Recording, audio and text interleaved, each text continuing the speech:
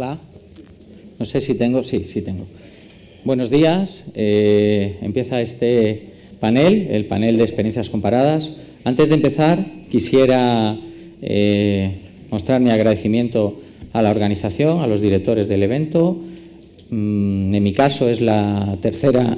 Perdón, llevo acatarrado una semana, estoy todavía con la voz un poco tomada, pero no importa. En mi caso es la tercera ocasión que tengo la oportunidad de subirme a esta mesa, en alguna ocasión como conferenciante, hoy como moderador. Y, bueno, es un orgullo, por supuesto, estar aquí por tercer año consecutivo.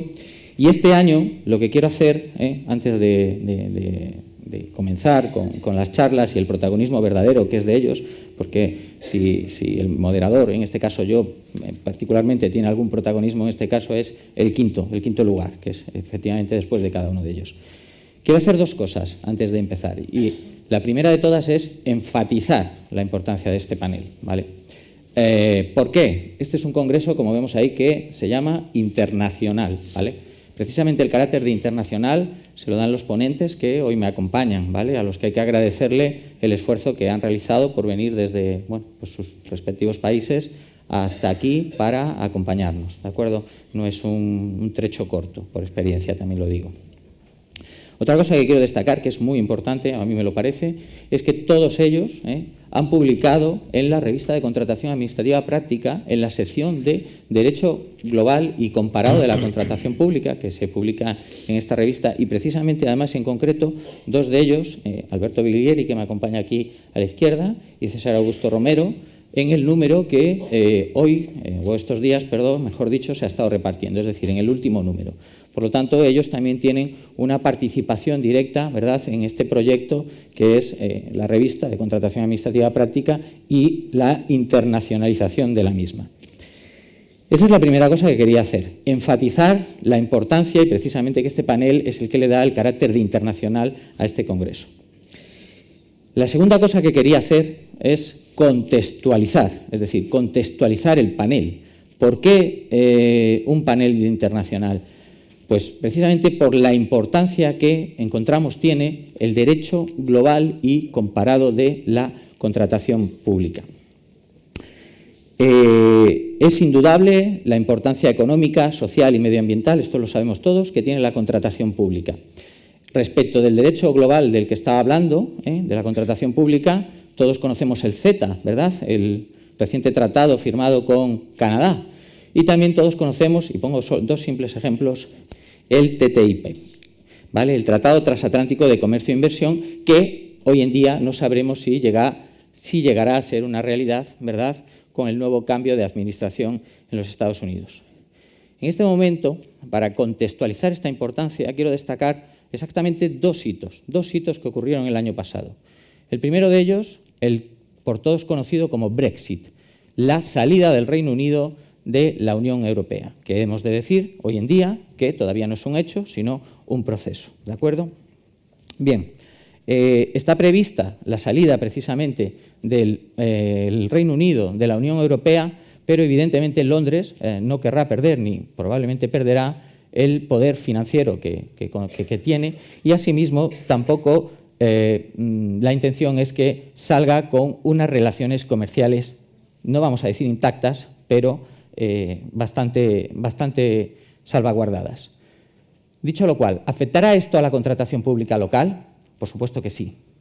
Es un ejemplo, quiero poner estos hitos que son hechos reales que, aunque los veamos lejanos, más o menos, en realidad y en la práctica nos afectan. Otro hito importante que ha ocurrido, que no sé si llamar inesperado por todos, es la elección de el nuevo presidente de Estados Unidos. Es decir, la nueva elección del presidente de Estados Unidos también puede tener, como ahora voy a exponer, una repercusión directa en el derecho global de la contratación pública. Y recuerdo que estoy intentando contextualizar este panel, ¿vale? En este caso quiero hacer referencia a una ponencia que precisamente hice aquí hace 2 años, y por eso he dicho lo de contextualizar, porque no quiero poner en énfasis esa ponencia, que sí es cierto que luego fue objeto de publicación y que sí que es cierto que durante un año se situó entre los trabajos más leídos de la revista de contratación administrativa práctica.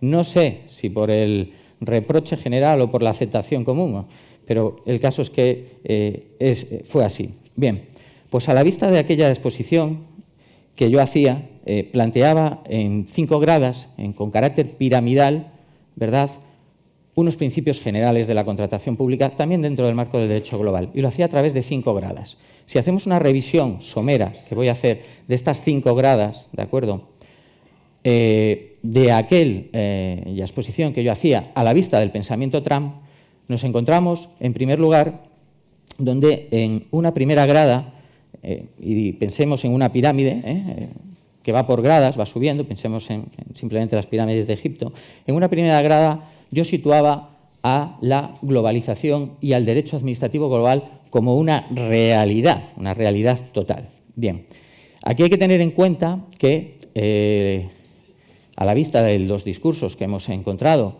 del presidente electo de los Estados Unidos, ha anunciado medidas migratorias importantes y muy agresivas contra, concretamente, ciudadanos mexicanos. Hoy nos acompaña un profesor de la Universidad Panamericana de México, así como contra musulmanes, pudiendo extender las mismas a otros ciudadanos del mundo.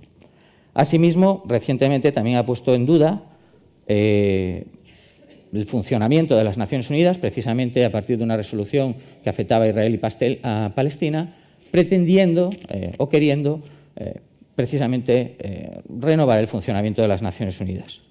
En una segunda grada de esa pirámide que yo exponía, yo afirmaba ya la existencia, que no lo hacían otros autores con anterioridad, entre ellos el propio profesor Moreno Molina, de la existencia de un derecho global de la contratación pública. Bien, si analizamos esta realidad a la vista del pensamiento Trump, la administración Trump ha manifestado totalmente su desacuerdo, ¿verdad?, con los tratados internacionales, y no solo eso, sino con, por ejemplo, tenemos en duda ahora el TTIP, el Tratado Transatlántico de Comercio e Inversión, y también tenemos que hace 2 días recientemente se ha desvinculado a través de un decreto esta administración del Tratado del Pacífico. En una tercera grada situaba, hemos hablado del derecho administrativo global como una realidad, hemos hablado a continuación de ese derecho global de la contratación pública también como una realidad, y en una tercera grada situaba la importancia de los principios generales dentro de esos derechos, fundamentales estos principios generales, entre los que, valga la ocasión, también están los derechos fundamentales de las personas. Bien, en este caso concreto, en esta revisión que estamos haciendo, en este pensamiento, en esta contextualización que quiero hacer, la administración Trump ha establecido fuertes programas, tiene previstos fuertes programas de construcción e infraestructuras en el país, para los que no solo va a priorizar a los operadores económicos, licitadores del país, sino también a los productos y servicios del país, añadiendo además la penalización, ¿verdad?, a la participación de licitadores extranjeros, ¿vale? Por último, una cuarta y quinta grada, yo sostenía que dentro de estos principios generales creía, y creo, sigo creyendo, que había que positivizar en el marco del derecho internacional 2 principios generales. En concreto, perdón por la voz, en concreto, el principio general de desarrollo humano, entendido simplemente y básicamente como la no adhesión en los acuerdos de libre comercio al Estado más fuerte, sino que este principio general de desarrollo humano debería estar en estos acuerdos de libre comercio para efectivamente que fueran relaciones bilaterales en un marco, preferiblemente lo máximo de igualdad, en beneficio de los destinatarios finales, que son las sociedades de estos acuerdos de libre comercio. Y, por otro lado, sostenía también la inclusión en el derecho positivo del principio general de sostenibilidad ambiental. Bien, contra esto hay que decir que el pensamiento de la administración Trump actual no se sabe si se llevará a cabo, previsiblemente parece que sí, si cumple las promesas electorales, es que el ciudadano americano se va a situar por encima de cualquier ciudadano del mundo. Es el objetivo prioritario, primará por el resto. Y respecto al cambio climático, la administración Trump ha hecho una negación del propio cambio climático, incluso apostando por la apertura de industrias y fábricas cerradas por incumplimientos medioambientales. Bien, de esta somera revisión que he querido hacer, vemos que efectivamente de aquella exposición que yo realizaba en su momento, estos hitos afectan de una manera directa a estas 5 gradas del derecho global de la contratación pública y, por tanto, afectan al propio derecho de la contratación pública. He de decir que, evidentemente, no soy yo nadie para contradecir a Trump, pero sí lo soy para pensar libremente. Y en ese sentido, afirmaba también en otro trabajo, y no vengo a hablar de mi libro, y perdón por la autocita, y perdón si alguien no piensa así, pero ya lo he publicado, y decía, cito, abro comillas, es inevitable escuchar voces a favor de la mayor de las igualdades para los oferentes o licitadores. Esto lo decía en un trabajo hablando en concreto a colación del proteccionismo. Sigo leyendo. Pero debemos tener presente que los principios generales de la contratación pública también deben estar pensados y dirigidos a los destinatarios y usuarios finales de esos bienes y servicios, las sociedades, y que, por tanto, ese principio de igualdad también debe ser trasladado en la contratación pública a las sociedades, equilibrando a través de este mismo principio allí donde haya desigualdades. Entonces, en esta pequeña introducción que he querido hacer para contextualizar y darle el énfasis necesario a este panel, reflexiono en alto, después de lo dicho.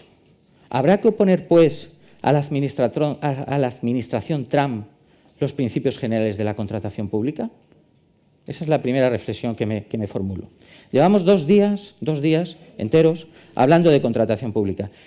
Y aunque no he podido asistir a todas las sesiones, en las que he podido asistir es innumerable el número de veces que se han citado las directivas. Bien, pues para contextualizar todavía más, cuando estamos hablando de las directivas, no estamos hablando de otra cosa que del derecho global, podemos llamarlo así, de la contratación pública de la Unión Europea. Es decir, el derecho que de la contratación pública nos afecta ahora mismo a los 28 Estados miembros, ¿vale? Bien, por ello cabe también reflexionarse. ¿Tiene ahora la Unión Europea como líder del comercio internacional y mundial? Porque, para quien no lo sepa, el líder del comercio internacional y mundial es la Unión Europea. ¿Tiene ahora la Unión Europea como líder del comercio internacional y mundial la oportunidad de mostrar qué dirección, qué postura elige en este nuevo escenario que se nos avecina? ¿Vale? ¿Y cómo lo hará? Pues evidentemente lo hará a través de ¿qué? Del derecho global de la contratación pública de la Unión Europea y de los principios generales incardinados en la misma. Bien, realizada esta contextualización, que era la que quería llevar a cabo, voy a presentar a los 4 ponentes, ¿vale? En primer lugar, el profesor Rodolfo Carlos Barra, de Argentina, nos acompaña, es catedrático de Derecho Administrativo de la Universidad Católica de Argentina, también es catedrático de Derecho Constitucional y catedrático de Derecho Administrativo de la Universidad de La Matanza. Solo voy a hacer una somera, voy a decir 5 o 6 pinceladas porque su currículum da para bastante. Ha sido juez de la Corte Suprema de la Nación, convencional constituyente en el año 1994, ministro de Justicia de la Nación y actualmente también es asesor ad honorem de la Presidencia de la Nación, además de otra multitud de cargos, tanto académicos como públicos, que ha desempeñado y que no voy a citar. Vale. Por otro lado, nos acompaña, y los digo por el orden en el que les van a presentar sus intervenciones, nos acompaña el profesor Luis José Béjar, de la Universidad Panamericana de México, profesor de Derecho Administrativo de dicha universidad, que es director de la maestría, además, de Derecho Administrativo de esa universidad, es miembro de REDICOP, de la Red Iberoamericana de Contratación Pública, y miembro del Sistema Nacional de Investigadores del CONACYT. Por otro lado, nos acompaña también el doctor César Augusto Romero Molina, catedrático de Derecho Administrativo en la Universidad de Santo Tomás de Aquino, de Colombia, y de él podría destacar también muchas cosas, pero voy a destacar una en especial porque me produce cierta admiración. Es doctor en Derecho Administrativo y, no contento con ello, ha sacado también otro doctorado también en Derecho Financiero y Tributario, lo cual he de decir que tiene una gran un gran mérito, porque aquellos que hemos pasado por un doctorado, de verdad que no tenemos ganas de pasar por otro. Y por último, el doctor Alberto Biglieri, que nos acompaña también desde Argentina, en este caso de la Universidad Nacional de las Lomas de Zamora. Él es, lo voy a decir literalmente, director de los asuntos jurídicos del Consejo de la Magistratura de la Ciudad Autónoma de Buenos Aires. Y ahora lo voy a traducir para los que somos de este. Es como el director de los asuntos jurídicos de nuestro Poder Judicial. ¿De acuerdo?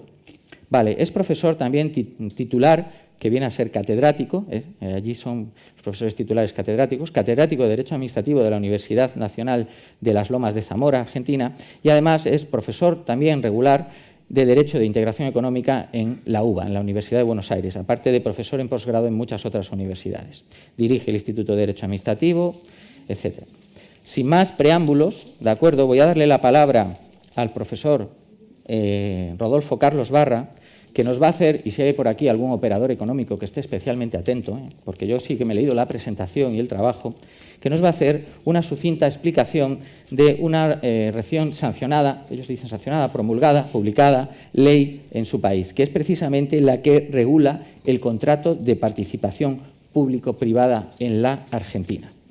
Profesor, ¿puede muchísimas gracias, buenos días a todos. Ahorro y doy por sentado los agradecimientos a los organizadores, al profesor José Antonio Moreno. Vamos a tratar de abreviar el tiempo porque no es que nos sobre, pero reitero, estoy muy agradecido de estar en esta universidad y especialmente a todos ustedes por la paciencia de escucharnos y la buena voluntad por escucharnos. Efectivamente, hace muy poquito tiempo, nada más que 2 meses, en la Argentina se promulgó una nueva ley de participación, regulando el contrato de participación público-privada. En realidad, en mi país, esta posibilidad que hace que el Estado, que la administración, se apoye en los particulares para la realización de fines de interés público, que suponen el fin del interés privado del particular sobre el cual la administración se apoya, tiene una larga tradición. Ya nuestra Constitución de 1853, que está todavía vigente, es una de las constituciones en realidad más antiguas, hecha sobre el modelo norteamericano de la Constitución Federal norteamericana, aprovechando ya sus primeras enmiendas, y por supuesto con modificaciones ha llegado a nuestros días, entre ellas las más importantes, las de 1994, pero ya en ese texto, que así está hoy vigente, con la misma terminología, que ustedes verán que es propia de 1853, el constituyente, incluso yendo más allá de lo que el modelo norteamericano establecía, porque esta disposición no está en el texto estadounidense, decía que es un cometido del Congreso, el Congreso debe dictar leyes para proveer lo conducente a la prosperidad del país, y eso lo tenía que hacer promoviendo la industria, la inmigración, la construcción de ferrocarriles y canales navegables, que estas eran las grandes obras públicas, las grandes obras de infraestructura de la época, la colonización de tierras, un país que todavía era un gran desierto, tenía toda la Patagonia, que a 1853 estaba sin colonizar, la introducción y establecimiento de nuevas industrias, la importación de capitales extranjeros. Argentina ya en 1853 admitía que necesitaba de esta inversión extranjera, la exploración de los ríos interiores, y dice, por leyes protectoras de estos fines y por concesiones temporales de privilegios y recompensas de estímulo. Ya se preveían estas concesiones temporales de privilegios y recompensas de estímulo. Así se hizo en una fase de tremendo impulso y desarrollo en la Argentina entre 1860 y 1930, y se construyeron las líneas de ferrocarriles, todo el sistema de electricidad, los puertos, el sistema de comunicación, primero por supuesto el telégrafo, enseguida el teléfono, las líneas de electricidad, etcétera, a través en general, y la prestación de los servicios públicos correspondientes, en general a través de contratos de concesión, que estos aprovechaban, o partían, no aprovechaban, sino que partían del supuesto que existían derechos o actividades cuya competencia de ejercicio era perteneciente al sector público, al Estado, en este caso al Estado federal. La Argentina tiene un sistema federal, y que esos cometidos podían ser prestados con mayor eficiencia, o sea, mayor ahorro de recursos con respecto a los costos que esto supone, y mayor eficacia, es decir, mayor posibilidad de lograr el cumplimiento del objeto inmediato del contrato y del fin de interés público que éste supone, siendo realizado esto por particulares. Como les digo, esto provocó un gran desarrollo de la Argentina, pero ya en 1930 empezamos nuestra caída hacia abajo. Yo siempre me acuerdo de Conversación en la Catedral, el libro de Vargas Llosa, que un personaje le pregunta al otro cuándo empezó a joderse, perdón por la expresión, pero es la que usa Vargas Llosa, el Perú. Bueno, ¿cuándo empezó a joderse la Argentina? Quizás para esa época, en 1930 estábamos muy bien y el declive fue importante, y por supuesto siguió la tendencia mundial del estatismo. Europa lo pasó y cómo, el New Deal en Estados Unidos, que fue muy útil en gran medida también, y entonces el sistema de concesión prácticamente dejó de utilizarse, incluso las concesiones de servicio público fueron rescatadas por el Estado, un proceso de, entre comillas, nacionalización, en realidad de republificación de la actividad, de los ferrocarriles, el gas, la electricidad, el agua, el teléfono, todos los servicios públicos importantes de la época, y la construcción de las grandes obras de infraestructura se realizó a través del clásico contrato de obra pública, que supone la financiación de la obra con fondos del Tesoro de la Nación según el avance de obra. Es decir, a medida que va avanzando la obra, conforme con su plan de trabajos, ustedes conocen muy bien el sistema, se mide la obra ejecutada, se certifica, se aplica entonces la cantidad de obra al precio del contrato y se va pagando por periodos, por mes, por bimestres, por trimestres, según el caso, el avance de la ejecución de la obra. Esto cambió en la década del 90, también siguiendo la tendencia mundial, porque cada vez más, lo decía el profesor, estamos globalizados, y a partir de los años 80 hubo un fuerte proceso de reconocimiento o de vuelco de la actividad, de la importancia de la actividad económica del sector privado, del ordenamiento jurídico, a la sociedad, para diferenciarla del Estado. Y esto en los 90 fue muy practicado en la Argentina, nuevamente tuvo un gran impulso las figuras de concesión, las figuras concesionales, pero como todavía estamos con muchos problemas, también esto fue abandonado luego por una crisis al inicio de este siglo, y esperamos que ahora esto se reconduzca. Precisamente una de las herramientas para esta reconducción, este nuevo trato con la sociedad, es la Ley de Participación Público-Privada, promulgada y que está en vigente desde el mes de noviembre pasado. El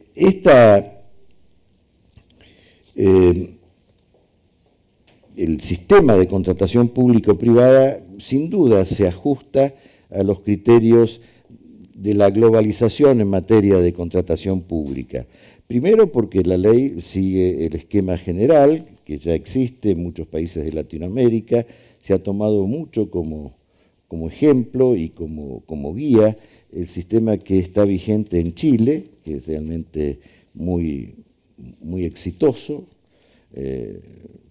fundamentalmente es exitoso porque han sido constantes en su aplicación, pero también los sistemas europeos. Y segundo, porque la propia ley incita a ello, y precisamente dice que el diseño de los contratos, en cada caso, cada contrato en particular, la ley es una ley marco simplemente, tendrá la flexibilidad necesaria para adaptar su estructura a las exigencias particulares de cada proyecto y las de su financiamiento, de acuerdo a las mejores prácticas internacionales existentes en la materia. La propia ley entonces incita a que cada contrato esté referido también a estas prácticas internacionales, lo que es también importante desde un punto de vista práctico, porque imagino yo que cuando se susciten conflictos o desinteligencias, que siempre hay en materia contractual, felizmente para los abogados que tenemos que intervenir para solucionarlo, las prácticas internacionales y muy probablemente entonces la jurisprudencia que en muchos países exista en materia de solución de conflictos en este tipo de contratos, van a ser un buen criterio orientador para la solución de esos conflictos. Importante que podemos señalar acá, en este poco tiempo que hay, es que el contrato de participación público-privada, por lo menos como aparece diseñado en esta ley argentina, por de pronto es una alternativa, lo dice expresamente la ley, al contrato de obra pública, al contrato de concesión de obra pública, puede seguramente, y por supuesto al de concesión de servicio público, seguramente va a estar referido, muy probablemente, a la construcción de obras públicas. Digamos que no son solamente contratos para realización de obras de infraestructura pública, porque, lo dice la ley, puede tener como objeto el desarrollo de proyectos en los campos de infraestructura, vivienda, actividades y servicios, inversión productiva. Inversión productiva puede ser un establecimiento fabril, no necesariamente una obra de infraestructura. Inversión productiva puede ser, y esto lo tendríamos que tener en cuenta si tuviésemos tiempo para desarrollar un poco más la idea, puede ser en un campo que no es de exclusiva competencia pública. La obra pública sí lo es. Hacer una autopista, sin duda, es una competencia exclusiva del Estado. No podría hacerla una empresa privada porque se le ocurre y expropiar los terrenos que necesita para hacerlo. Sería una tontería que yo me explayara más sobre el tema. Pero establecer una industria para producir cualquier cosa, relojes o lo que fuere, computadoras, no es un campo propio del sector público, es propio del sector privado. Sin embargo, podría utilizarse este tipo de contratos para ello, por lo menos en los términos amplios que está escrita la ley. La investigación aplicada o la innovación tecnológica, actividades de diseño, dice construcción, ampliación, mejora, mantenimiento, suministro de equipamientos y bienes, explotación y operación, su financiamiento, es decir, una amplia gama de materias. Seguramente va a ser más utilizado, creo que me quedan 5 minutos, ¿no? ¿Estamos bien?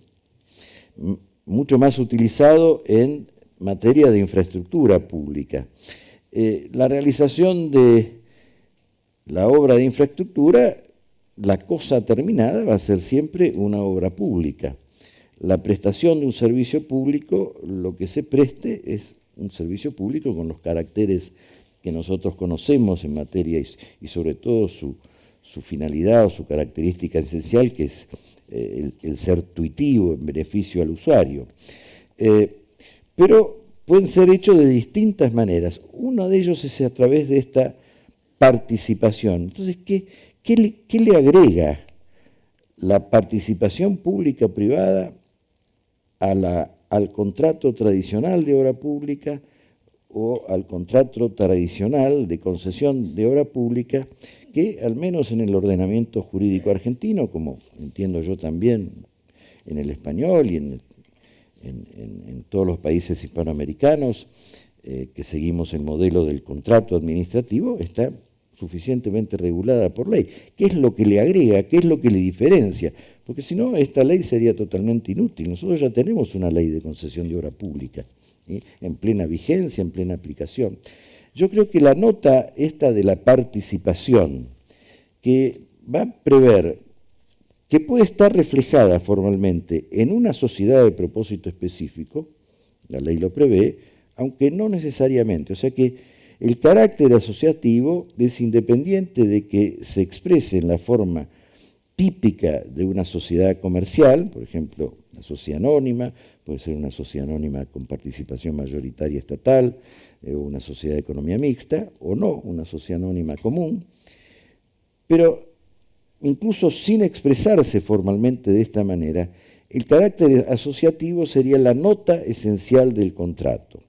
Mientras que el contrato de obra pública tradicional, por lo menos de acuerdo a la clasificación que hace la doctrina clásica, para nosotros en la Argentina, nuestro gran maestro, que era el profesor Marienhof, es un contrato de colaboración, se lo llamaba con este nombre, porque era el particular que colaboraba con el Estado, con la administración, para realizar un objeto que era de interés público, o la concesión, que es fundamentalmente un contrato de adjudicación, porque es la administración la que le otorgaba al particular un derecho, que era entonces el aspecto principal de la prestación, para que éste cumpliera un objeto en su propio beneficio, pero que satisfacía el interés público. Acá podemos encontrar una tercera categoría, que es la participación.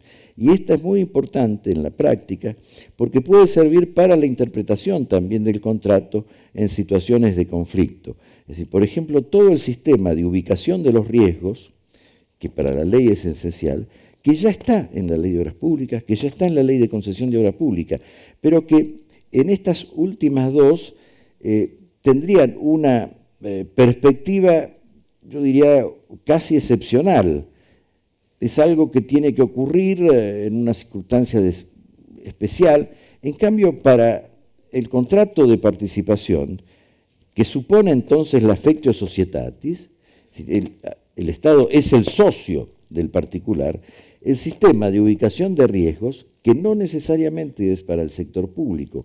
La ley establece que tiene que ser considerado en el contrato a ver dónde va a ubicarse el riesgo a los efectos de que su incidencia en la economía del contrato sea menor y su eficiencia en la posibilidad del mantenimiento de la ecuación económica financiera del contrato sea entonces mayor.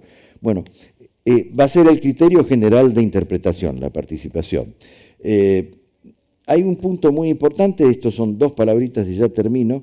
La ley prevé, siguiendo el modelo chileno, aunque lamentablemente no en forma absoluta, porque para Chile es obligatorio y en nuestro caso sería opcional, el establecimiento de un panel técnico de seguimiento de contrato. Es decir, no de solución de conflictos, porque todavía no llegó el conflicto. Precisamente el panel técnico tiene como objeto prevenir el conflicto, va siguiendo el día a día del contrato, se supone que estará formado por ingenieros, economistas, y debería estar también, si Dios quiere, por abogados. Tenemos que impulsar esa buena idea.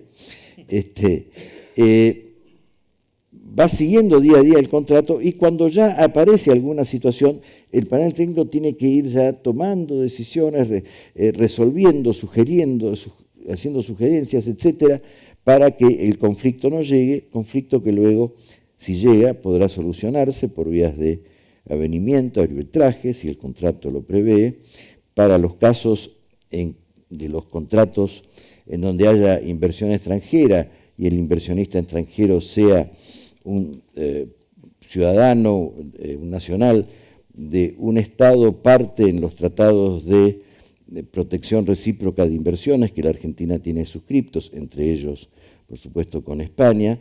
En este caso, el inversor extranjero va a tener la protección del tratado, y el tratado prevé la solución arbitral, inclusive a través del mecanismo del CIADI, complementando así el sistema de los tratados de inversión extranjera con las vías de solución del CIADI o ICSID, según como lo nombremos la sigla, que como ustedes saben es un mecanismo arbitral que pertenece de alguna manera desconcentrada al Banco Mundial. Bueno, nada más, estuve más o menos justo en el tiempo. Gracias.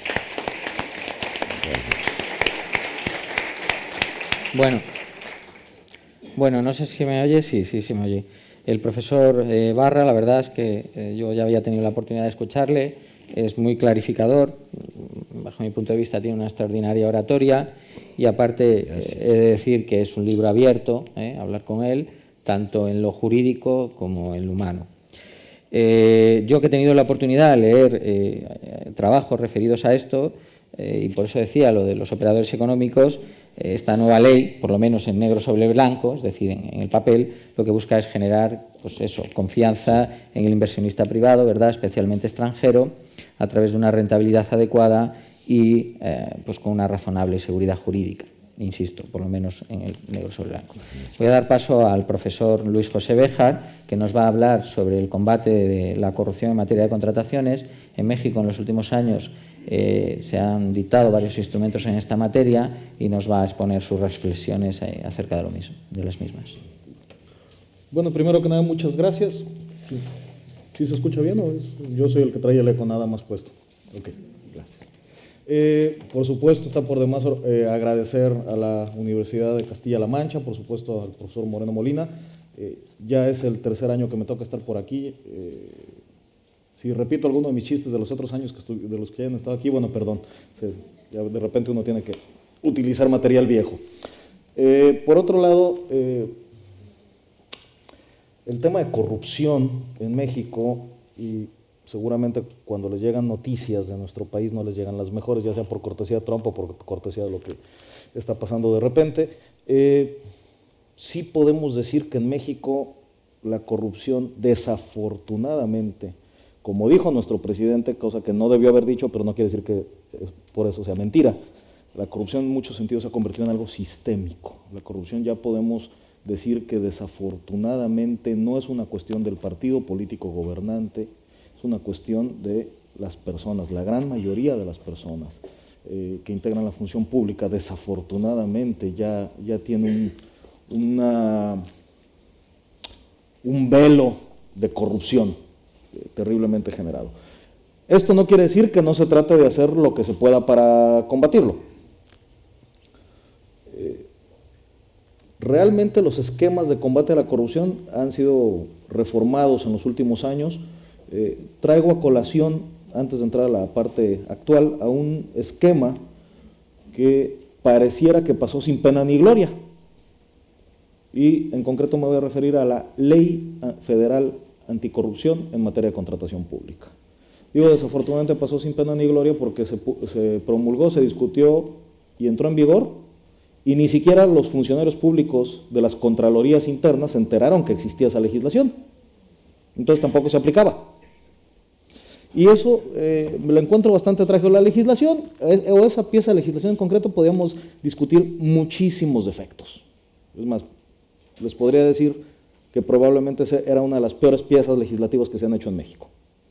Sin embargo, era una buena intención, también hay que decirlo. En mi pueblo dicen que de buenas intenciones está pavimentado el camino al infierno. Entonces no hay que perder de vista eso. Pero sin embargo eran esfuerzos importantes. ¿Por qué? Porque el aparato de responsabilidades administrativas en concreto que teníamos vigente hasta la Ley de Combate a la Corrupción en materia de contratos, decía que se aplicaba tanto a funcionarios públicos como a particulares. Pero estamos hablando que el nombre de esta legislación es Ley de Responsabilidades Administrativas de los Servidores Públicos. Entonces fácilmente, desde el punto de vista del particular, era muy defendible. El particular simplemente argumentaba: oye, me estás aplicando una ley dirigida a un funcionario público, yo con la pena no soy funcionario público, y fácilmente podía obtener alguna protección judicial al respecto de esa ley. Por otro lado, el sistema de fiscalización y el sistema de responsabilidad administrativa se convertía en algo muy complejo, algo muy bizantino, con muchos tintes del derecho penal, que la convertía realmente en algo inoperante respecto del particular. Y respecto del funcionario público, ¿qué es lo que pasaba? como suele ocurrir en los sistemas judiciales no tan elaborados, y esto es una frase también muy triste de nuestro país, que en prisión están los que no tienen dinero. Entonces, aún en materia de sanciones a funcionarios públicos, ¿quiénes eran a los funcionarios que sancionaban? A los de los niveles más bajos. Los de los niveles más altos nunca los iban a tocar. Por el contrario, hasta los hacíamos senadores o diputados y con eso ya quedaban con fuero constitucional. Tampoco puedo pintar que vivimos en la anarquía, no estamos lejos. Pero tampoco me refiero que tampoco es, así como no tenemos ni el caballo ni el sombrero, tampoco vivimos de manera anárquica, ¿no? La verdad se hace lo que se puede. Ahora, el año pasado que estuve aquí, justo en este mismo foro, les platicaba que en el año 2015 hubo la llamada reforma anticorrupción, que fue la reforma 488 a la Constitución. Para consuelo de ustedes, que cumplimos ahora 100 años, lleva 499. Entonces tampoco es de sorprenderse, ¿no? Pero esta reforma en concreto trae unos elementos muy interesantes. El primero de ellos establece a rango constitucional el llamado Sistema Nacional Anticorrupción. Abro un pequeñísimo paréntesis: en México tenemos una muy mala costumbre, si no está en la Constitución es como si no existiera en el sistema jurídico. Entonces es por eso que de repente van a encontrar artículos de la Constitución mexicana que tengan 15 o 16 páginas, y no lo estoy diciendo en sentido figurado, que quede claro, ¿eh? La regulación de la tierra, artículo 27, son 17 páginas. Más o menos. El derecho al trabajo deben ser unas 7 páginas, más o menos. En fin, el de Poder Judicial son como 14 páginas, porque hasta su salario se incluye. No cualquier funcionario tiene garantizado su salario a nivel constitucional. Sobre todo cuando están hablando de los jueces mejores pagados del mundo, con un ingreso promedio de $40,000 mensuales.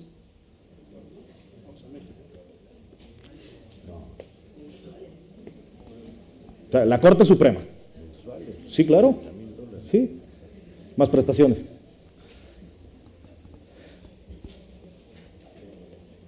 En fin.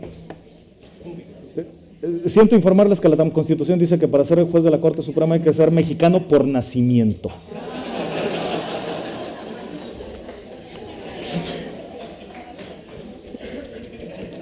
Sí, a todo el mundo le pasa por la cabeza cuando lo platico, no se preocupen, es una reacción perfectamente normal.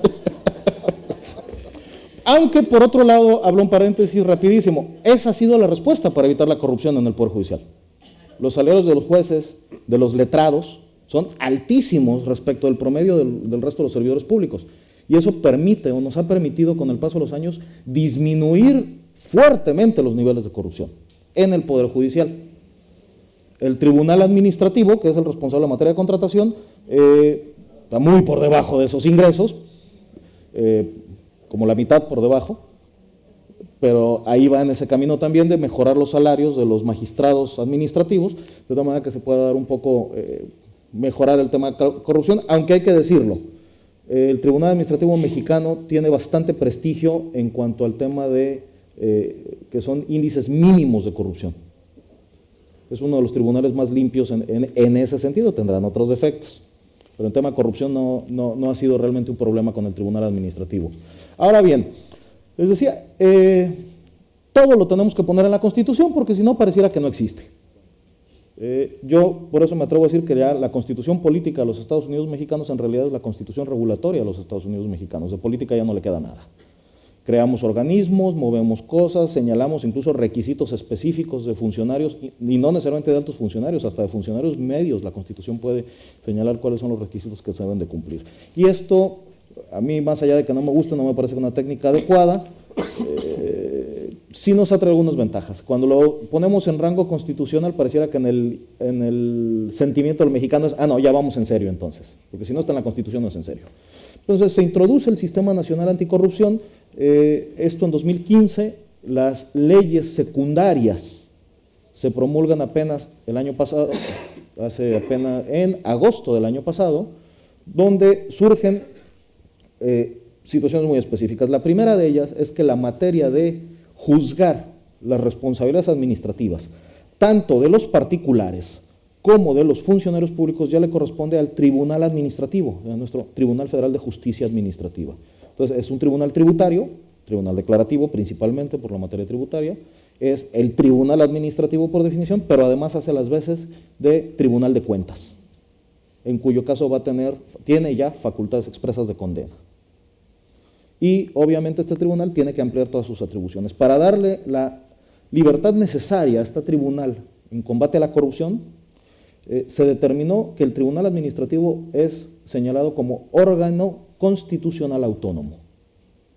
Es decir, no pertenece al Poder Judicial y desde la propia Constitución ya se establece su autonomía plena para emitir sus fallos. Fue ajustada la legislación en materia de contencioso administrativo para permitir la solución sobre responsabilidades administrativas y se introduce al contencioso administrativo para el tema de responsabilidades el modelo inquisitorial. Es decir, en el modelo del derecho penal nosotros mudamos ya del inquisitorial al adversarial, pero para responsabilidades administrativas hemos decidido incorporar el inquisitorial. Es decir, el funcionario que llega a determinar si va a ser fincada o no una responsabilidad administrativa, se encuentra con que el funcionario tiene que probar que no es responsable, pero de entrada, para cuando llegó al tribunal ya asumimos todos que el tipo es responsable por el tipo de sistema. Imagínense que en este caso la Secretaría de la Función Pública, lo que para ustedes sería el Ministerio de Administraciones Públicas, operaría como una especie de fiscal que determina que hubo un acto de corrupción y ya que lo determinó, entonces lo pasa al Tribunal Administrativo y el Tribunal Administrativo simplemente va a resolver si sí o si no. Y va a imponer la condena. Condena económica más las típicas sanciones administrativas.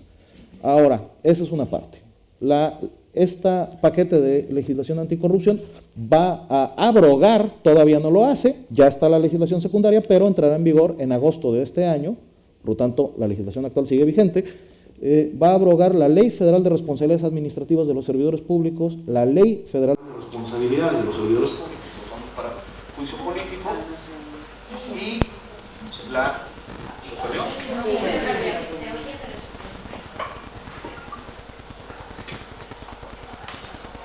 Perdón, ¿me alcanzan a escuchar? Sí. Mejor. Decíamos, entonces con el Sistema Nacional Anticorrupción se va a provocar un fenómeno rapidísimo, que lo explico muy brevemente. Se deroga todo nuestro paquete de legislación en materia de responsabilidades administrativas, Ley Federal de Responsabilidades Administrativas de los Servidores Públicos, Ley Federal de Responsabilidades de los Servidores Públicos que se utiliza para juicio político. Se deroga la Ley Federal Anticorrupción en materia de contratación pública. Gracias. Y entra en vigor la Ley General de Responsabilidades Administrativas. La Ley General de Responsabilidades Administrativas abarca toda la materia de contratación y establece ya de una forma muy sistematizada, una ley perfectible sin duda, pero por lo menos me parece un buen acercamiento, donde te establece ya un capítulo de sanciones para servidores públicos y te establece un capítulo específico de sanciones para las personas de derecho privado, tanto personas físicas como personas morales. La gran importación que acabamos de tener en México fue precisamente la teoría de la responsabilidad penal de las personas morales, que ya ha habido, si la memoria no me traiciona, 2 fallos muy importantes aquí en España, y esos son los que se han utilizado para tomar como base de la responsabilidad penal de las personas morales en materia tributaria y, por supuesto, en delitos contra la administración pública. Mismos fallos que fueron adoptados para establecer la responsabilidad administrativa de las personas morales y el supuesto más clásico de todos, sin duda, son los actos relacionados con la contratación pública, que para no hacer el cuento muy largo, pueden incluso llegar a ordenar la extinción de la persona moral si es que ella cometió un acto de corrupción en materia de contratación. En materia de personas físicas, bueno, la jurisprudencia mexicana desde hace muchos años definió que la vía administrativa y la vía penal van por cuerdas separadas, por lo tanto tienes muchas formas de sancionar a una persona física, que también serán aplicables a la persona moral sin duda. Dicho esto, pues realmente al día de hoy todo depende de cómo terminemos de integrar el sistema. En estos momentos está el proceso de selección de los consejeros ciudadanos que van a incorporarse junto con algunos funcionarios públicos a el Sistema Nacional Anticorrupción. el cual será presidido por el presidente del Tribunal Federal de Justicia Administrativa.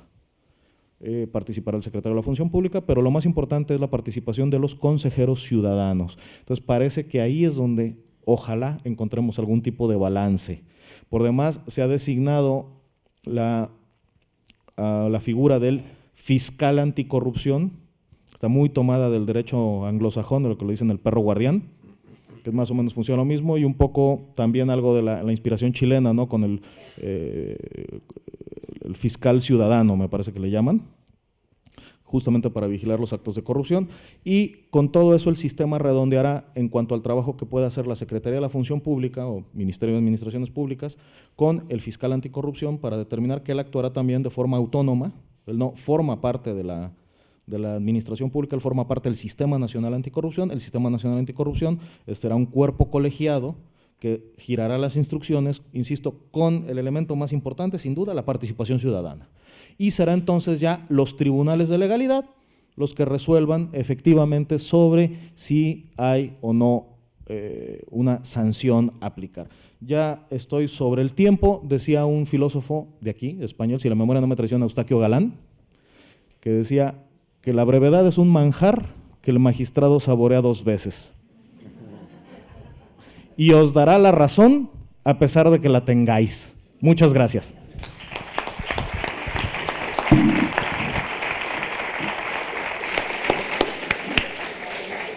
Bueno, la verdad es que el profesor Béjar nos ha expuesto una vez más una realidad diferente a la nuestra, ¿verdad? Pero es una realidad de su país. Las iniciativas, como la ley esta federal anticorrupción, ¿verdad? Y la iniciativa esta de la participación ciudadana. Yo me quedo precisamente con esto que ha dicho, que es que la intención es lo que cuenta. Voy a dar paso al profesor Romero Molina, ¿vale?, que nos va a hablar de gerencias, políticas públicas y contrato estatal. Muchas gracias.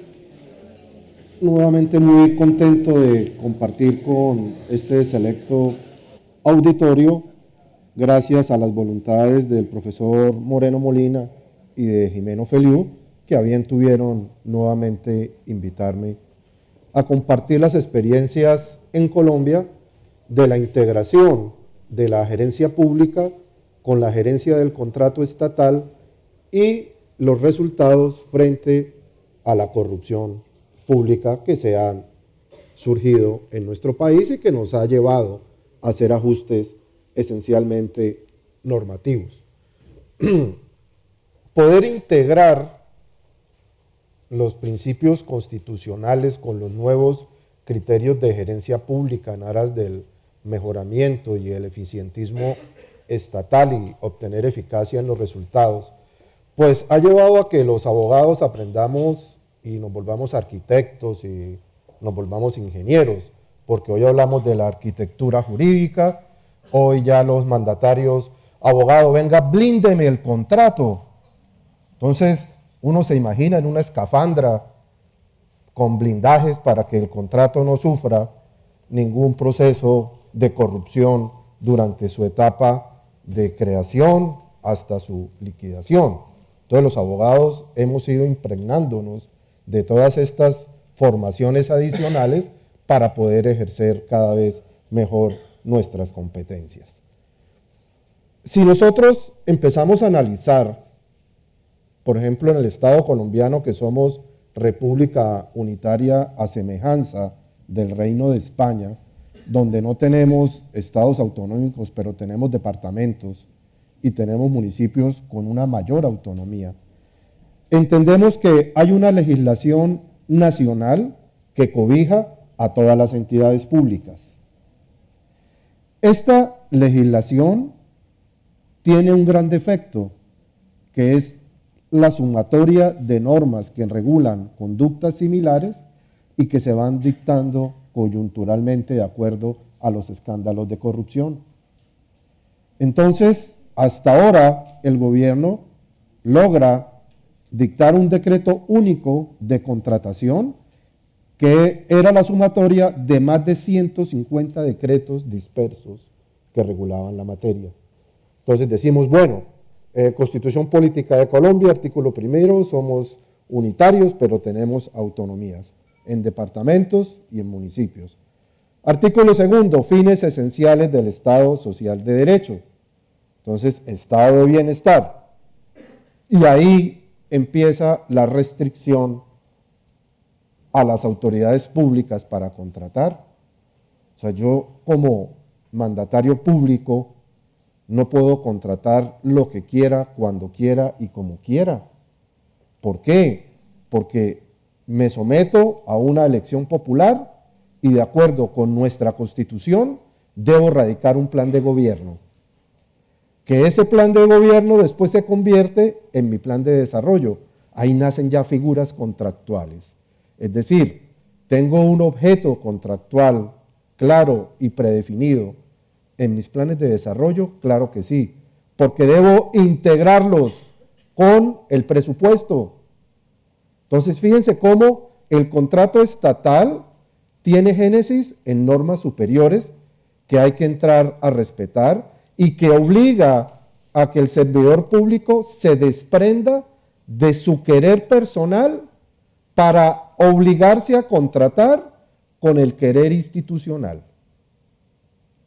O sea, cada vez va a ser más difícil que la política se ancle en esas instituciones para cumplir compromisos burocráticos, porque el contrato estatal en muchos de nuestros departamentos y municipios en Colombia se han convertido en ese anclaje burocrático del político de turno.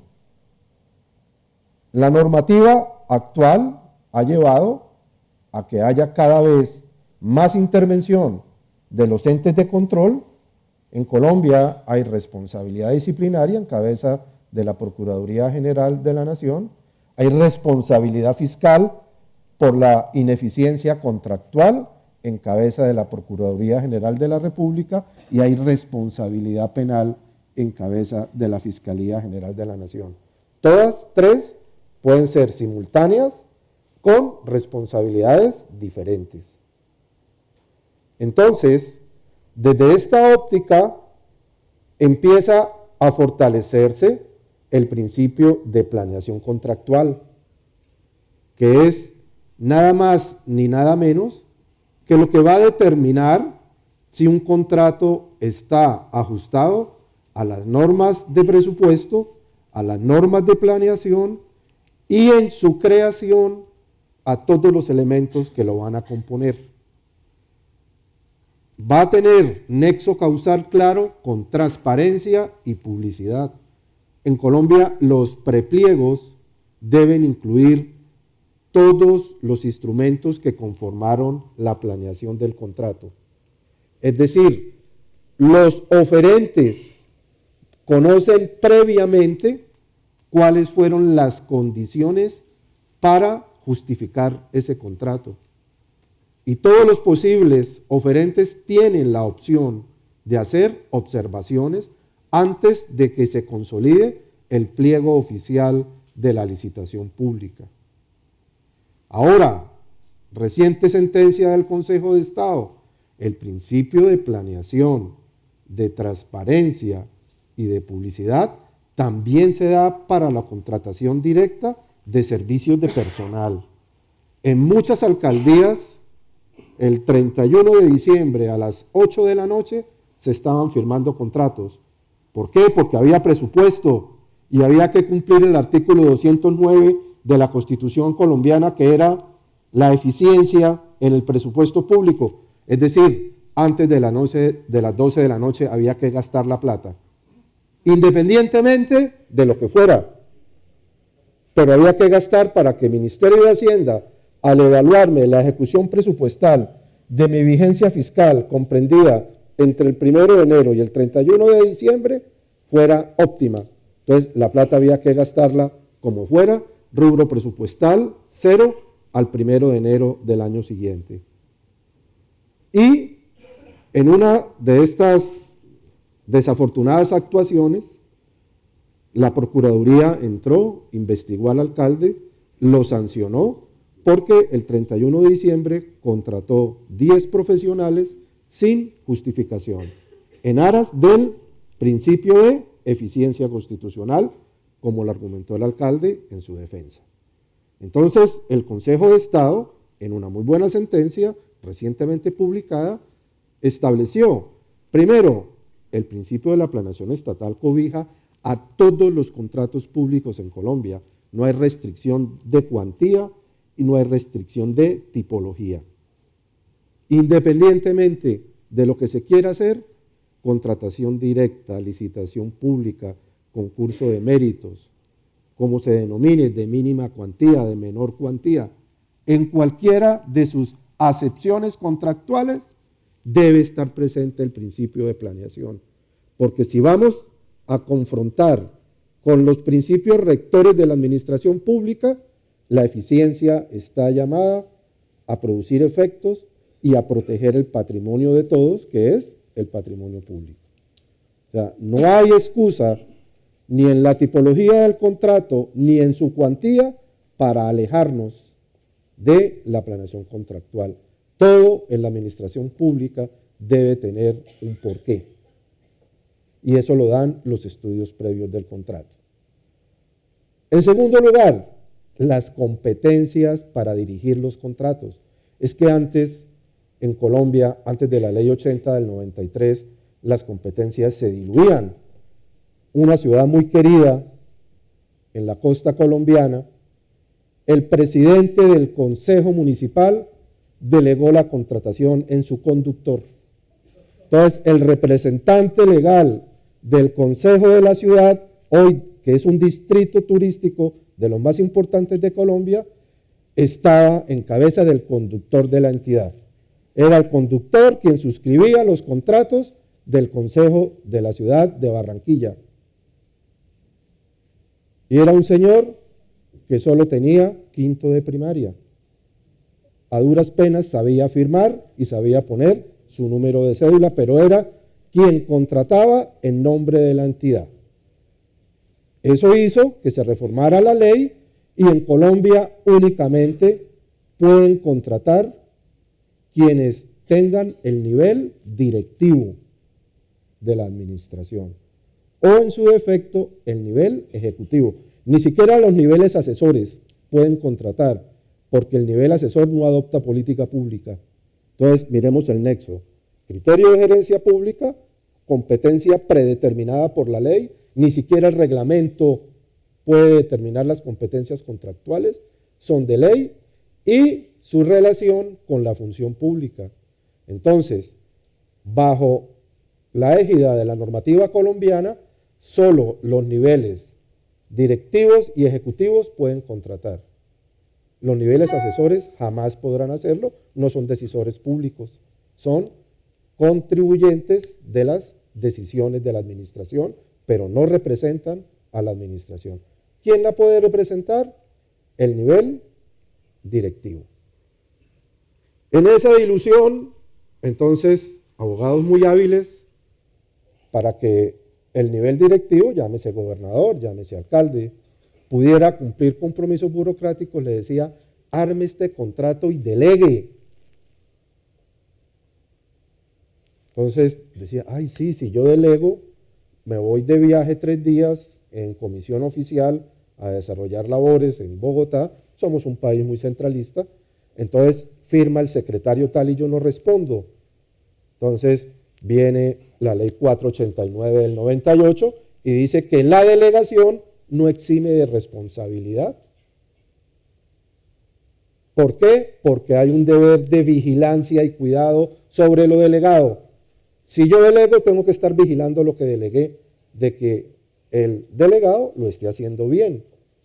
Luego, la Fiscalía General de la Nación en Colombia ha sancionado a alcaldes, gobernadores, ministros, viceministros, por no cumplir ese deber de vigilancia y cuidado y han sido penalmente condenados por delitos de prevaricato, por delitos de peculado, que es apropiación de dineros públicos.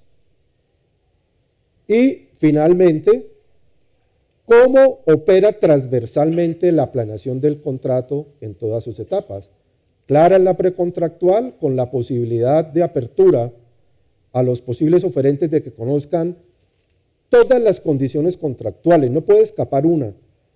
¿Por qué? Porque si hay una adición al contrato, el vencido puede demandar que la información publicada originalmente no contenía todas las condiciones para su ejecución y podría derivar un perjuicio económico al no haber sido evaluado dicha situación. Entonces, en Colombia se venían dando adiciones a los contratos que no eran adiciones, eran nuevos contratos. ¿Por qué? Porque rompían el nexo causal con el objeto contractual. Y sencillamente, lo que decía la administración, necesito hacer algo nuevo, complementario a esto, pero para ahorrarme en tiempo un nuevo proceso contractual, voy a adicionar este contrato. Y resulta que más que una adición, era verdaderamente un nuevo contrato, lo cual rompe toda la legalidad del contrato público. Ahora bien, para finalizar, no puedo irme de aquí sin mencionar algo divino, la corrupción generada por Odebrecht en América Latina.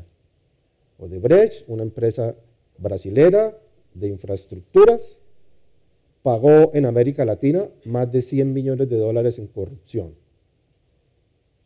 Pero en América Latina nos enteramos porque fueron los americanos, el FBI fue el que investigó la corrupción en América Latina. No nos enteramos por nuestros medios de control. Ni la Fiscalía colombiana lo sabía, ni la Contraloría, ni la Procuraduría.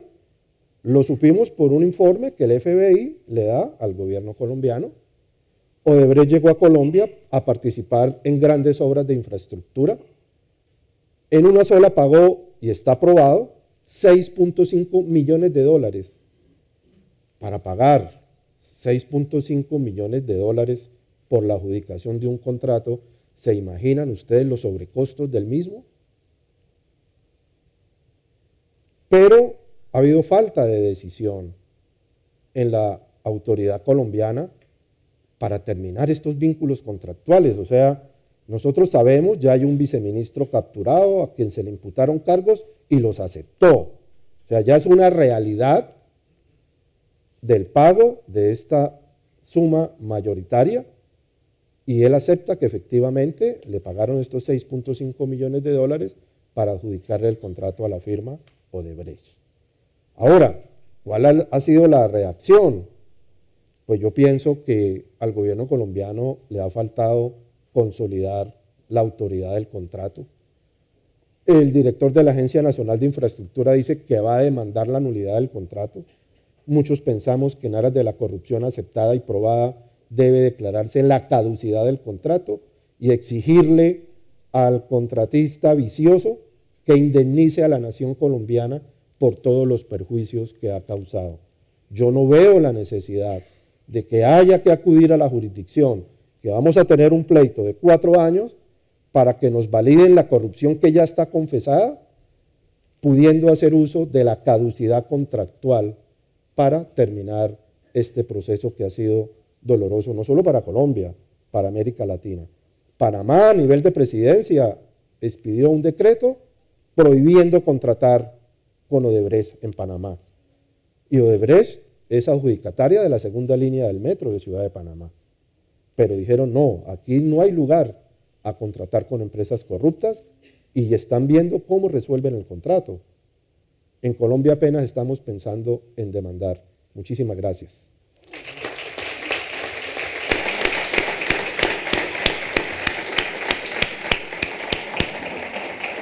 Muchas gracias, profesor.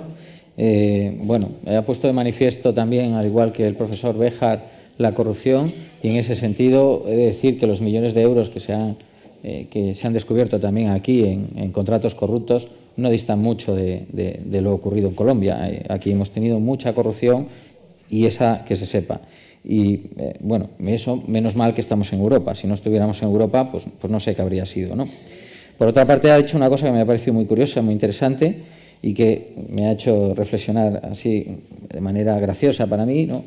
económicamente están muchísimo mejor que nosotros, porque esa finalización a 31 de diciembre me recuerda aquí la época dorada o la década dorada del transcurso de 2000 a 2010, cuando a final de año te llamaba, te sonaba el teléfono y te decían que vamos a comprar una impresora y un escáner, pero es que si no me hace falta, no necesitamos en el servicio impresora o escáner, es un ejemplo. No, pero es que tenemos que ejecutar el presupuesto. Contrariamente ahora, en el 2016, 2017, antes de la apertura siquiera del ejercicio presupuestario, ya hay un tercio de ese presupuesto comprometido y gastado, o sea que financieramente estáis infinitamente mejor que nosotros, por lo que veo.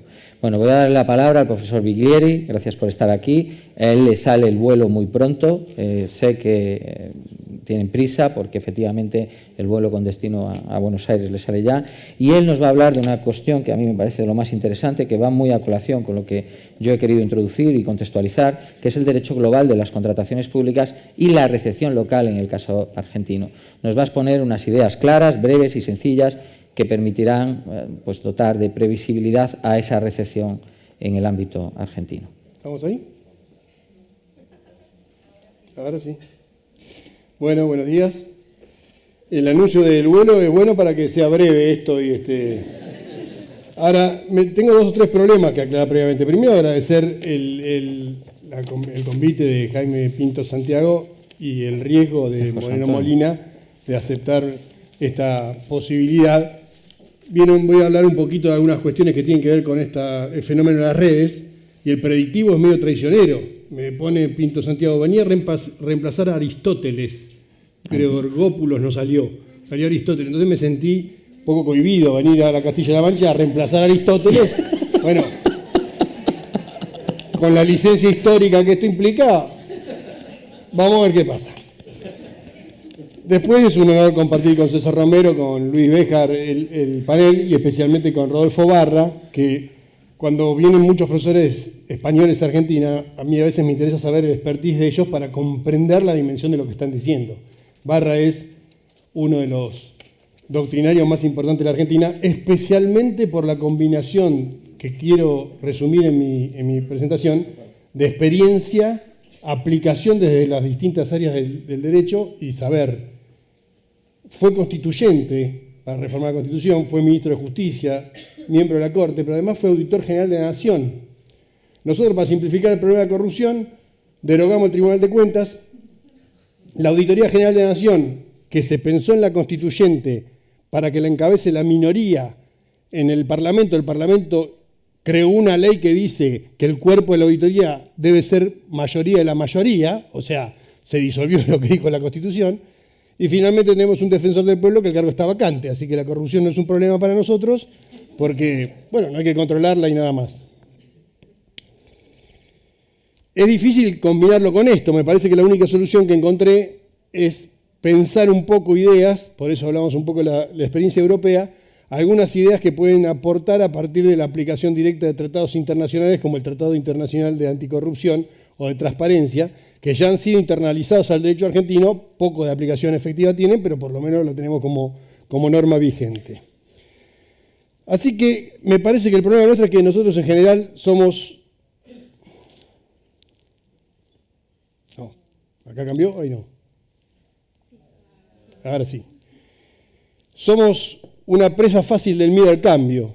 Nuestro punto de confort nos genera una inercia que rechaza cualquier cambio como una forma de inestabilizar los logros en los que nos queremos conservar. Los ataques de pánicos anunciados como consecuencia de la salida del Brexit o de la derrota de Hillary Clinton... Alento el parto.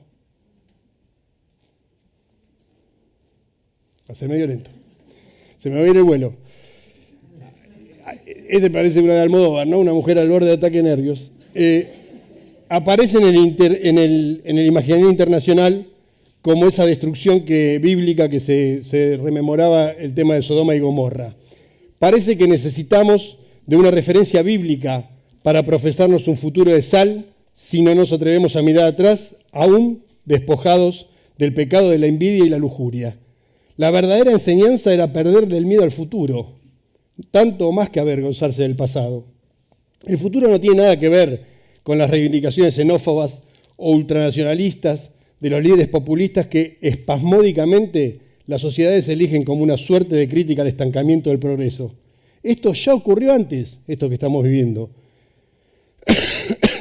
Y en esas ocasiones, con líderes que trascendían las dimensiones de los que hoy están ganando elecciones, que ostentaron niveles inigualables de conocimiento y aceptación sin que existieran las redes sociales, los teléfonos celulares de por medio. Churchill, que pregonaba una Europa unida, se refería solamente a la continental. Al lado del rechazo al ingreso del Reino Unido de la Comunidad Europea que aplicó De Gaulle, las críticas de los tratados de libre contratación de Trump son un cuento de niños o un cuento chino. Hay una película argentina que se refiere al cuento chino. Yo digo, dimensionar a Trump al lado de De Gaulle. De Gaulle, con el Acta de Luxemburgo, suspendió los aportes de la Unión Europea y las prioridades para la unificación de derecho, digamos, no unánime dentro del sistema de integración para la producción agrícola francesa. Y nadie se asustó. El tiempo pasó De Gaulle, todos pasan.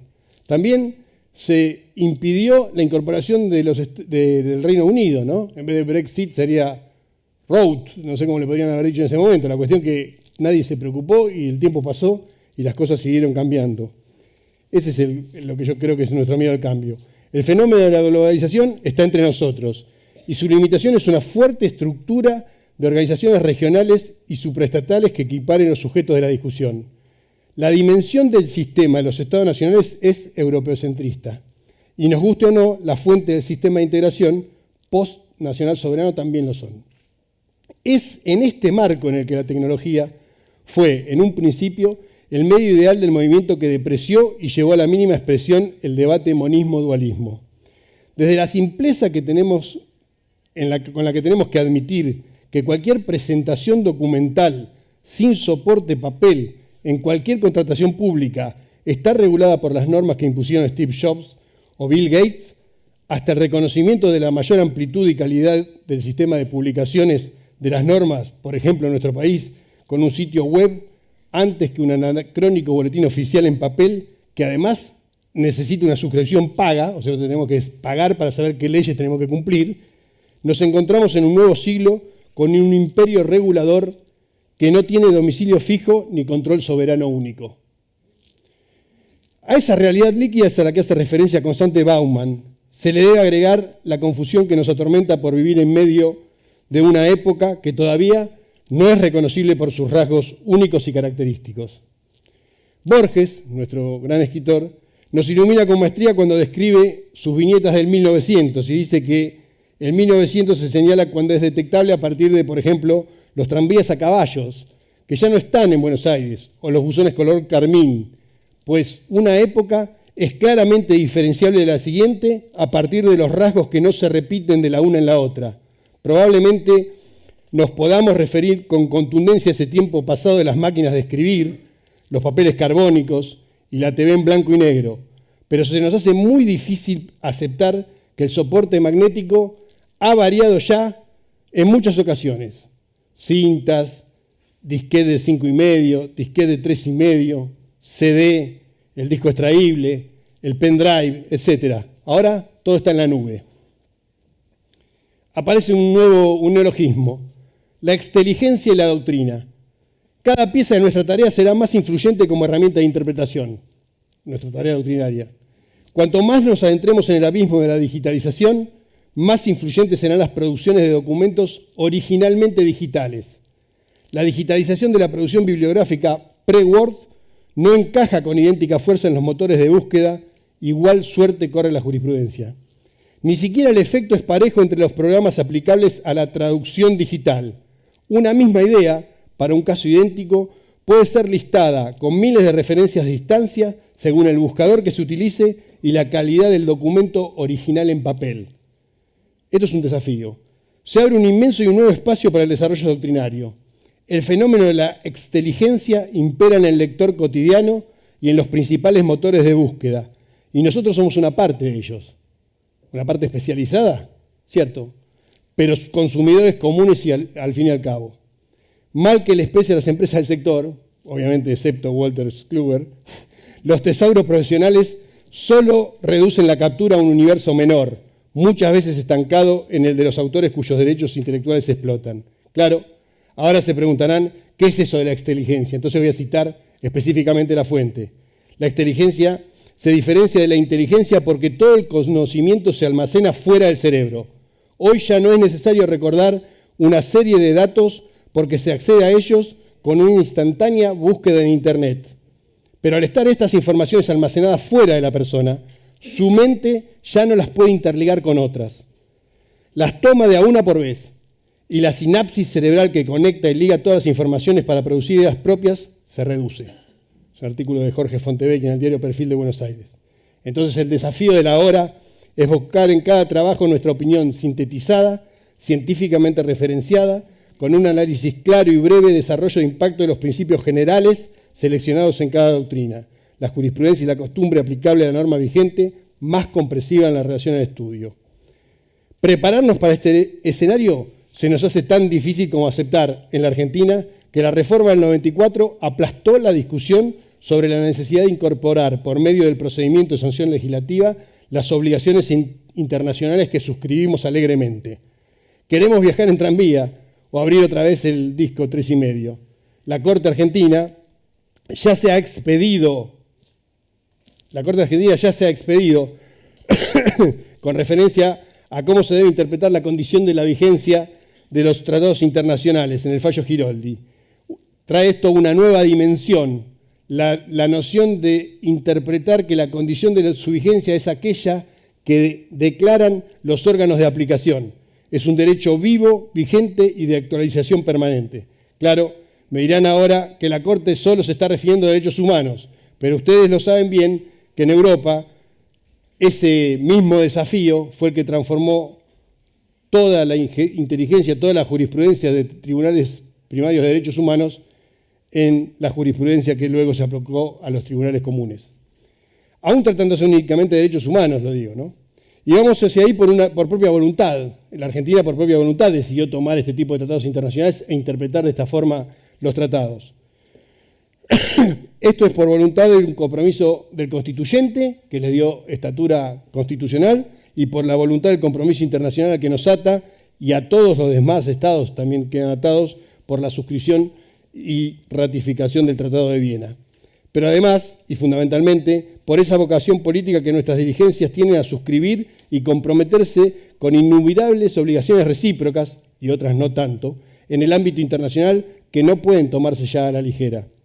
Son nuestros propios actos como estados soberanos los que nos obligan a actuar en consecuencia. Desoír la voz de los tratados internacionales, la excusa de la lentitud o la falta de ratificación, la excusa o la falta de lentitud o la falta de ratificación no va a impedir que se nos juzgue por falta de esfuerzo en la búsqueda de la homogeneización normativa que ofrecemos y pretendemos exigir cuando participamos activamente de la confección de normas internacionales. Esto está muy tratado ya por Moreno Molina en varios artículos y referenciado por Pinto Santiago. Por ejemplo, en nuestro caso, hemos suscrito el Protocolo de Contrataciones Públicas del Mercosur en la Ley Nacional 26.443. Es el único país de los del Mercosur que ya lo ha incorporado a su legislación nacional. Por supuesto, haciendo una reserva con respecto a todas nuestras estructuras subfederales, que terminan siendo cuantitativamente más importantes que la federal. Pero ahí está, Argentina es el único país que ya lo incorporó a la legislación nacional. Creo que puede llegar a generar una lógica de aplicación de los órganos jurisdiccionales desde una idea de directrices como la Unión Europea o de derecho indicativo. También suscribimos la ley modelo de Naciones Unidas. Ustedes están debatiendo en la nueva ley en España y también suscribieron y participaron directa e indirectamente como miembros de la Unión Europea y como España, como reino, de la ley modelo de las Naciones Unidas para la contratación pública que está aprobada en el anexo A6617 de la Comisión de Derecho Mercantil. Nosotros, gracias a Dios, no suscribimos el acuerdo de OMC, porque ahí somos solamente observadores, pero bueno, ahí tienen más dolores de cabeza que ustedes que nosotros, pero esos textos están vigentes en cada uno de nuestros países, y es una obscenidad no prestar esa atención. Muy lentamente y con vaivenes, pero los organismos jurisdiccionales de la Comunidad Europea están incorporando en su base los principios y juego de valores de las directrices de derecho indicativo emitidas por los órganos técnicos comunitarios. Es imposible renegar de estos compromisos, recomendaciones y acuerdos, por más blandos que parezcan, cuando su matriz ha sido acuñada por nuestras órdenes, con nuestras manos, con nuestras herramientas y con nuestro presupuesto. Los organismos internacionales de crédito no quedan atados a un derecho nacional para fomentar el desarrollo y las ayudas públicas. De hecho, el capital internacional fluye por la red y no acepta, y es casi imposible obligarlo a que lo acepte, someterse a regulaciones dispares en los distintos puntos del planeta.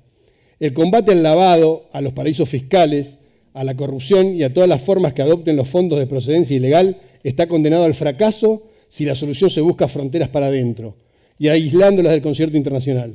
Las obligaciones asumidas con condiciones pueden servir como un placebo, incluso temporalmente satisfactorio, pero lejos están de diluirse por el paso del tiempo.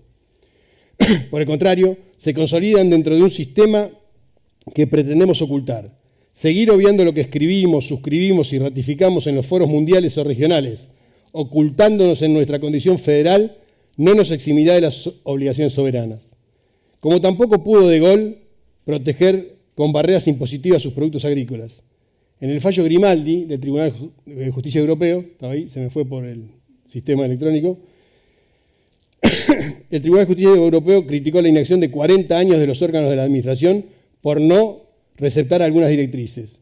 Con otra impronta y con mayor actualidad, en los casos comentados por Pinto Santiago y por Moreno Molina, Frankovich y Wagner Miret, y en especial en el caso sobre contratación pública Walter Togel, el Tribunal de Justicia de la Comunidad Europea ha responsabilizado al Estado miembro por la no incorporación de la directiva, una suerte de aplicación vertical de la responsabilidad por incumplimiento del Estado en esos dos primeros casos y de aplicación directa ante la no incorporación de una directiva dictada sin condiciones, esta es la diferencia con la de Mercosur, ¿no?, y con precisión, según lo comenta claramente el profesor.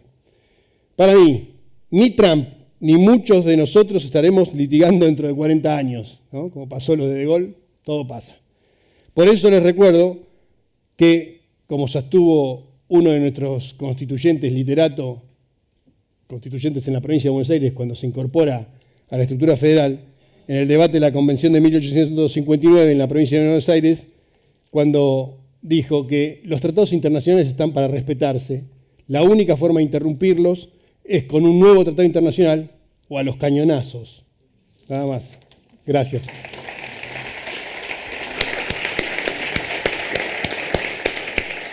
Bueno, muchas gracias, profesor Biglieri. La verdad es que ha sido ilustrativo y una vez más, a mí me gusta particularmente escuchar a los profesores de otras latitudes porque, bueno, pues la verdad es que te enriquecen y te hace ver que es bueno no verse el ombligo, hablando coloquialmente, ¿verdad? Mirarse siempre el ombligo de uno mismo. Y aparte, en el caso concreto que nos hablaba, yo creo que lo que pone de manifiesto es la necesaria recepción en el ámbito local de los compromisos adquiridos internacionalmente. Y no hace mucho listábamos en un grupo, ¿verdad?, concreto con Pilar Batet, también estaba Bernabé Palacín, y estábamos intentando sacar el número de veces, porque nos preguntábamos, ¿y cuántas veces ha sido sancionada España por no transponer correctamente o en plazo las directivas de la Unión Europea?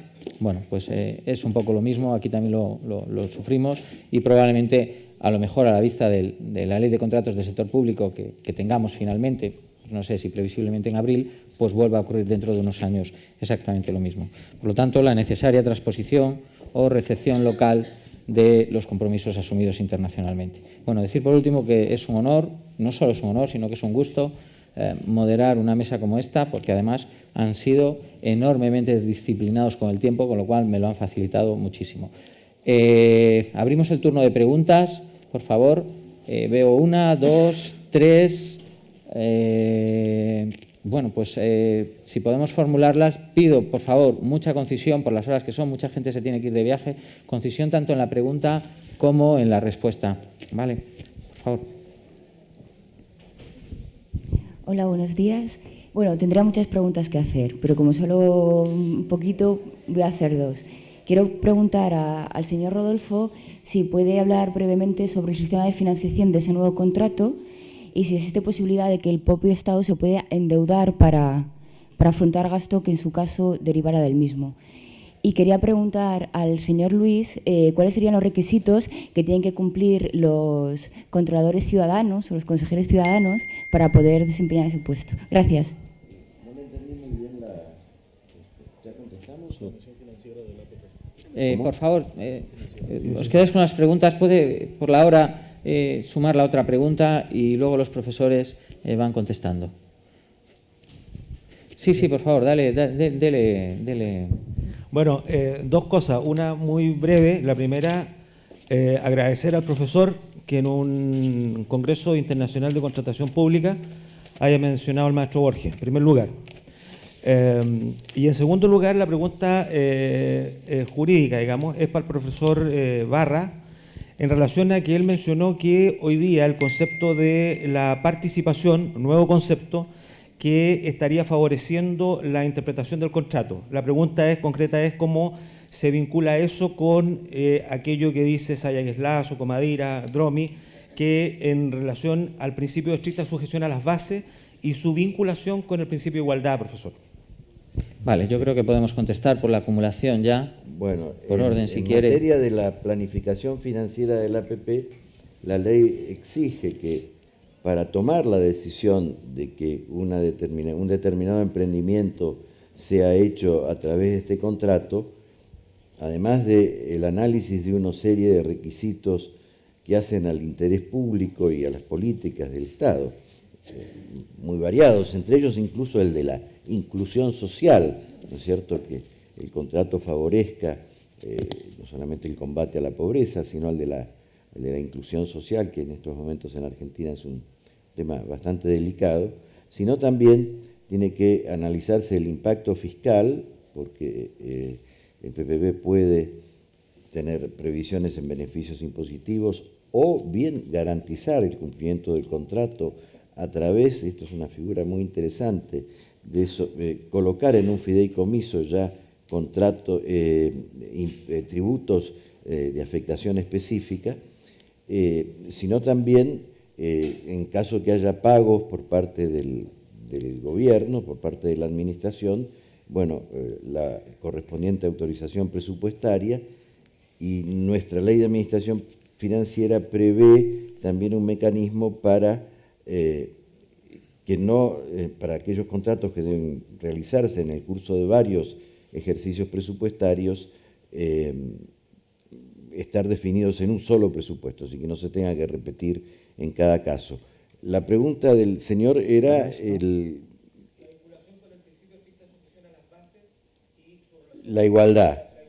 Bueno, ya en los contratos tradicionales, la exigencia cuando se produce algún tipo de modificación que impone la aplicación de la garantía de riesgo que tiene la administración comitente, las exigencias para que esto sea válido era que cualquiera que haya sido el adjudicatario iba a estar en la misma situación, es decir, el reconocimiento de la situación del riesgo para la recomposición de la ecuación económica financiera del contrato estaba sobre todo medido desde esta perspectiva. Cualquiera que hubiese sido el adjudicatario tenía derecho a esto mismo. En el caso del PPP, y todavía esto es muy pronto para decirlo, pero a mí me parece que ya este punto no va a estar demasiado vigente, porque, insisto, como el criterio fundamental del contrato es la asociación, acá es el propio Estado que tiene que hacer todo lo posible, incluso las mejoras que sean necesarias, para que el objetivo pueda ser cumplido. Teniendo en cuenta que, si bien el contrato se realiza a través de se llega a él de un procedimiento de selección de contratista, en la norma, en la ley, hay una disposición muy interesante, que es la de la discusión entre todos los oferentes y el licitante más allá del pliego, ¿no es cierto?, en un momento determinado del procedimiento de selección, discusión abierta y transparente sobre ciertas condiciones que entonces son pactadas en realidad por cada uno de los oferentes y a ellos también los compromete. Seguramente a través de este mecanismo puede solucionarse la preocupación que usted plantea. No sé si hay De viva voz, va, fuerte. Bueno, Venga, dale. rápidamente. ¿Cuáles son los requisitos para ser consejero ciudadano? Gracias, del Sistema Nacional Anticorrupción. Por fortuna aquí los tenía, no venía preparado. Ser ciudadano mexicano, admite la naturalización por tanto, tener más de 35 años de edad al día de la designación, experiencia verificable de 5 años en materia de transparencia, evaluación, fiscalización, rendición de cuentas o combate a la corrupción, poseer al día de la designación por lo menos título universitario con 10 años de antigüedad. Una carta de postulación que esta debe estar soportada por una institución u organización académica, social, empresarial, profesional, sindical o de otro tipo. Hay un cajón desastre ahí.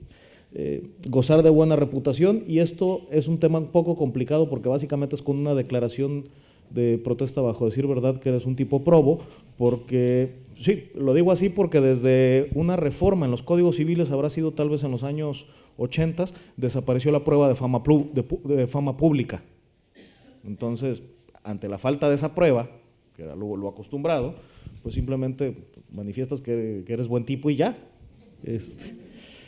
Tienes que presentar tu declaración de intereses y tus posibles conflictos de interés, por supuesto, nunca haber sido condenado por delito, y esto es una variante importante, perdón, me tomo 30 segundos, porque la mayoría de los cargos públicos exigen como requisito no haber sido condenado por delito doloso. Y aquí expresamente se habla de no haber sido condenado por ningún delito. Entonces, sí es una variante, creo, no menor. No haber sido registrado como candidato ni haber desempeñado cargo alguno de elección popular en los últimos 4 años anteriores a la designación, no desempeñar ni haber desempeñado ningún cargo de dirección nacional o estatal de algún partido político en los últimos 4 años, no ser miembro adherente, afiliado de algún partido político, por lo menos en 4 años, no ser secretario de Estado, procurador general de la República, alguna entidad federativa, subsecretario o viceministro, oficial mayor, jefe de gobierno de la Ciudad de México, consejero de la Judicatura, dice, o que se haya separado por lo menos con 1 año de antelación de sus cargos. Y por último, deben de exponer en 5,000 palabras por qué ellos podrían desempeñar un papel adecuado como consejero ciudadano. Para pensárselo. Bueno, yo creo que por la hora que es, vamos a dar paso a la dirección del Congreso. Bueno, Sergio, muy bien. Me toca moderar, te pido por favor concisión, brevedad, y me toca moderar también, por desgracia, a los oyentes, o por fortuna, no lo sé. Pero por favor. Voy a ser breve. Sí. Para mí, Colombia ya le dio al clavo en el tema contratación pública. Es una pregunta para el profesor César Augusto. Partiendo de la planeación, habla primero del plan de desarrollo, baja a la planeación contractual, pueden generar un pronóstico de demanda, pueden estandarizar condiciones en las bases de contratación, eso genera competencia, diversifica, desarrolla mercado interno, eficiente el gasto público, sostiene pymes, mejores prácticas, se establecen de manera oportuna el tipo de procedimiento que se va a llevar a cabo, disminuye la corrupción y para mí esa es la clave. La pregunta es cómo le hizo Colombia, porque siempre que hay un cambio de procedimiento tan radical y sobre todo que raspa en los intereses políticos, me imagino que debe de haber costado mucho trabajo. Profesor. Muchas gracias. Aquí hubo un gran aporte de la academia, quienes tuvimos la oportunidad de conocer la Escuela de la Universidad de Columbia en Políticas Públicas en 1996. Empezamos a incorporar estos criterios de la nueva gerencia pública a la contratación estatal y empezó a generarse todo un esquema de concepción del contrato estatal desde la política pública. Y desde 1996 se empieza a incorporar en la jurisprudencia constitucional la necesidad de concebir por parte de la Corte Constitucional el gasto público como una verdadera política pública que proteja el patrimonio de todos los colombianos. O sea, la academia en Colombia ha sido muy importante en la integración de los principios de la gerencia pública con los conceptos de políticas públicas sentados en la contratación pública para efectos de ser eficientes en el gasto público. Concebida esta eficiencia no como la necesidad de gastar a como dé lugar, sino que se gaste ligado a los objetivos del Estado Social de Derecho. Muchas gracias. Bueno, muy bien. Muchas gracias. Damos paso a la clausura a los directores del Congreso, el profesor Moreno Molina y el profesor Jimeno Feliu. Sí. El micrófono.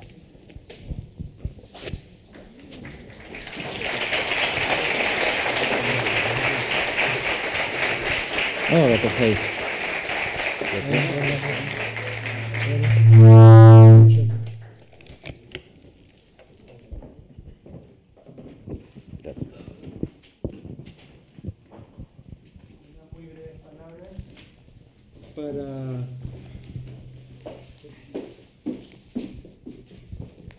Para agradecerles a todos su asistencia, y no solo su asistencia, sino su participación tan activa a lo largo del Congreso. La verdadera razón del mismo es pues la acogida que todos le habéis dado desde el primer momento en que se organizó, y pues para todos los ponentes y organizadores pues es un verdadero placer siempre contar con esta respuesta. Agradecer muy especialmente entre los ponentes a los que han venido de fuera de España, que lo han hecho pues además con todo, desinteresadamente y con todo su esfuerzo, y es un privilegio para nosotros haber contado con las ponencias del profesor Barra, del profesor Biglieri, del profesor César Augusto Romero y de Luis José Béjar. Desde luego, muchísimas gracias. Y agradecer a la organización del Congreso, al Observatorio de Contratación Pública y a Wolters Kluwer por todo el apoyo, sin el cual pues no lo hubiéramos podido celebrar como se ha podido hacer. Le paso la palabra al profesor Jimeno y muchísimas gracias a todos.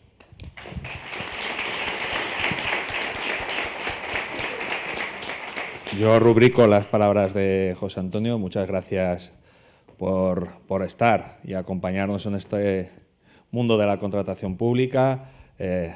Reiterar el agradecimiento a todos los ponentes, a mis colegas de los tribunales, del observatorio, y seguiré emplazándonos en esa vocación de hacer de la contratación pública un instrumento de mejora continua de la Administración, y esperemos que foros como estos nos permitan retroalimentar nuestros ánimos, nuestras esperanzas, y nos emplazamos para el año que viene, para el Congreso Internacional, para debatir sobre la nueva ley de contratos del sector público de España.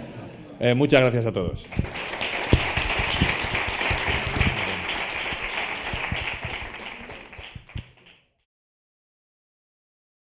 Wolters Kluwer, tu mejor socio.